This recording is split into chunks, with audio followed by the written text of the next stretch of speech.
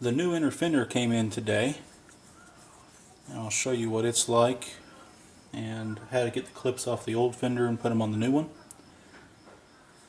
So this is the old one, the original fender from Ford on the Expedition. This is the replacement from Amazon. It's a lot more flimsy than the original.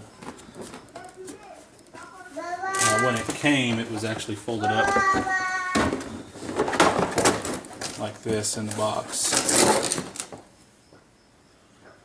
And the original Ford fender, inner fender, would not fold up like that if you wanted it to. So it is more flimsy on the new one. I'll show you here on the clips how to get them off, or how I've been getting them off. May not be the right way to do it. Got some needle nose pliers.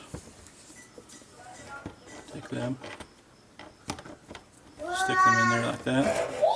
Just pry it out a little bit.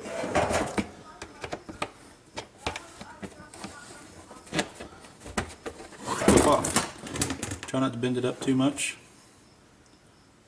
And then once you're done, take it, put it in the same hole on the new one,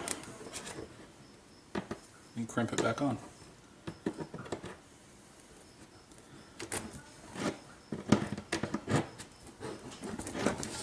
And there it is.